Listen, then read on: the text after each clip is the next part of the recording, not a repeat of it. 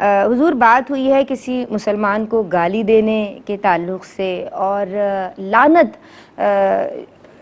اگر کوئی کسی مسلمان پہ کرتا ہے کی جا سکتی ہے یا نہیں؟ بہنوں نے کلام کیا، میں چاہتی ہوں آپ مفصل کلام فرمائیے، رہنمائی فرمائیے۔ بسم اللہ الرحمن الرحیم، صلی اللہ علیہ حبیب محمد وعلی آلہ وصحبہ وبارک وسلم۔ جہاں تک گالی کی بات ہے تو مسلمان کو گالی دینا جائز نہیں ہے، گناہ کا کام ہے۔ حضور جان عالم صلی اللہ تعالی علیہ وآلہ وسلم نے ارشاد فرمایا، سباب المسلم فسوق، مسلمان کو گالی دینا یہ فسق ہے، یہ اللہ کی نافرمانی ہے، یہ گناہ ہے۔ تو آج کل یہ جو بعض لوگ جو ہے وہ گالی کو نارملائز کر رہے ہیں، بعض بات پہ گالی دے دیتے ہیں یا دوسرے کی گالی سن لیتے ہیں اور اسے برا بھی نہیں سمجھتے، تو یہ اس کو نارملائز کرنا، یہ رویہ قابل اصلاح ہے۔ اور پہلے ایسا ہوتا تھا ماضی میں کہ جب کوئی گالی دیتا تھا تو لوگ اسے بڑی ہی عجیب نظروں سے دیکھتے تھے اور کوئی نہ کوئی ٹوک بھی دیتا تھا جس سے وہ بندہ گالی بکنے سے رک جاتا تھا۔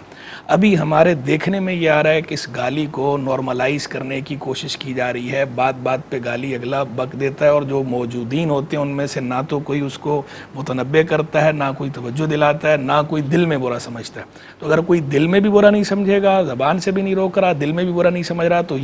یہ بندہ بھی گناہ گار ہے۔ کہ ایک بندے نے گالی بکی، ناحق کوئی گالی بک رہا ہے، وہ تو گناہ کا مرتکب ہے، لیکن حکم کیا ہے کہ کوئی برائی دیکھے تو اسے ہاتھ سے روکے، ہاتھ سے روکنے کی طاقت نہیں ہے، زبان سے روکے، زبان سے روکنے کی طاقت نہیں ہے، تو کم از کم دل میں برا جانے، اور یہ ایمان کا سب سے ادنا درجہ ہے، کمزور درجہ ہے۔ تو اگر کوئی دل میں بھی برا نہیں جان رہا، زبان سے تو ویسے ہی نہیں روک رہا تھا، ہاتھ سے روکنے کی طاقت نہیں اس کے اندر، اور دل میں بھی برا نہیں جان رہا، تو اس کا مطلب یہ ہے کہ اس کے ساتھ ساتھ یہ بھی گناہ گار ہو رہا ہے۔ تو گالی جو بک رہا ہے وہ تو گناہ کما ہی رہا ہے، جو اس کی گالی سن کے ٹھنڈے پیٹ برداشت کر رہا ہے اور اسے دل میں بھی برا نہیں جانتا، تو وہ بھی ساتھ گناہ گار ہو رہا ہے۔ تو یہ جو رویے ہیں یہ قابل اصلاح ہیں۔ گالی بالکل نہیں بکنی چاہیے، اپنی زبان کو آلودہ نہیں کرنا چاہیے۔ فحش گالی تو فحش گالی ہے، جو فحش نہیں ہے وہ بھی نہیں بکنی چاہیے۔ اور یہ جو بعض روایات کے اندر گالی کا جواب گالی سے دینے کی اجازت دی گئی ہے، تو وہاں بھی باقاعدہ صراحتیں موجود ہیں شارحین حدیث کی کہ یہ جو گالی بکنے کی اجازت ہے، گالی کے بدلے میں گالی دینے کی، یہ اجازت فحش گالی کے بارے میں نہیں ہے۔ یہ ایسا ہے کہ کسی نے برا بھلا کہا کسی کو، تو اس نے بدلے میں جواب کے طور پر بدلہ لیتے ہوئے اتنا ہی برا بھلا کہہ دیا، اس کی اجازت دی گئی ہے۔ یہ اجازت نہیں ہے کسی نے کوئی فحش گالی بکی یا ماں بہن کی گالی دی تو اسے بدلے میں ماں یا بہن کی گالی دی جائے، یہ گالی دینے کی، فحش گالی بکنے کی اجازت جواب کے طور پر بھی نہیں ہے۔ تو زبان پہ اس طرح کے الفاظ کلمات گالی کے نہیں لانے چاہیے، اور جو اس کے مرتکب رہے ہیں انہیں فوراً سے پیشتر توبہ کر لینی چاہیے۔ یہ تو بات ہو گئی گالی کی۔ اب دوسری آ جائیے لعنت کی طرف۔ تو لعنت کا جو ہے وہ مطلب کیا ہوتا ہے؟ لعنت کا مطلب ہوتا ہے اللہ کی رحمت سے دور۔ جب حدیث کے اندر یہ بات آتی ہے یا قرآن میں یہ بات آتی ہے، اللہ تبارک و تعالیٰ یہ بات فرمائے یا اللہ کے محبوب علیہ السلام یہ بات فرمائے، تو وہ خبر دے رہے ہوتے ہیں اس بات کی کہ یہ کام کرنے والا اللہ کی رحمت سے دور ہے۔ اور جب بندے یہ بات کہہ رہے ہوں، ہم لوگ جب یہ کہتے ہیں لعنت کا لفظ بولتے ہیں، تو یہ بطور بد دعا کے ہوتا ہے، یعنی ظاہری بات ہے ہم بندہ اپنی طرف سے خبر نہیں دے سکتا یہ کہ فلاں بندہ جو ہے وہ اللہ کی رحمت سے دور ہے، تو جو کہہ رہا ہوتا ہے وہ بد دعا کے طور پر بول رہا ہوتا ہے، یعنی یہ بندہ اللہ کی رحمت سے دور ہو جائے۔ اب یہ جو لعنت کا مستحق نہیں ہے اس کو اس طرح لعن کرنا جائز نہیں ہے۔ اللہ کے نبی علیہ السلام نے ارشاد فرمایا، لعن المؤمنی کا قتل،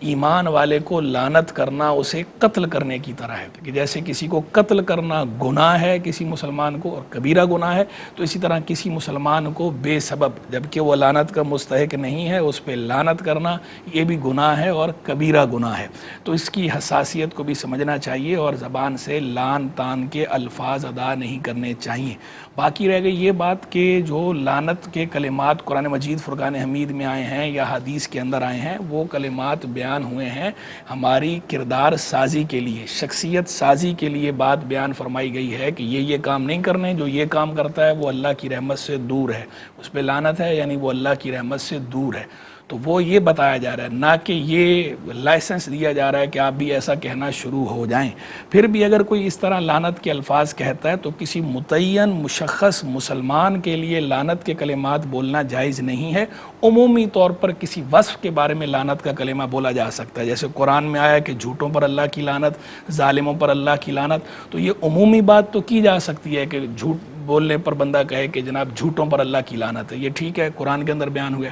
لیکن کسی متعین مشخص مسلمان کو اگرچہ وہ جھوٹ ہی کیوں نہ بول رہا ہو، اس متعین مشخص کو ہم اسپیسیفائی کر کے یہ نہیں کہہ سکتے کہ تم اللہ کی رحمت سے دور ہو یا تم پر لعنت ہو، یہ کلمہ بولنے کی اجازت نہیں ہے، ایسا کرنا جائز نہیں ہے۔ تو ایک ہے لعن عمومی اور ایک ہے لعن شخصی۔ تو لعن عمومی جو ہے وہ کتاب و سنت میں وارد ہوا ہے، اور اس کا اگر کوئی لعن عمومی بیان کرتا ہے تو اس کی بھی اجازت ہے، لیکن لعن شخصی کی اجازت ہمیں نہیں دی گئی۔ شخصی طور پر کسی متعین مشخص بندے کو ہم لعنت کے کلمات سے یاد نہیں کر سکتے۔ ایمان والے کی بات ہو رہی ہے جو مسلمان ہے۔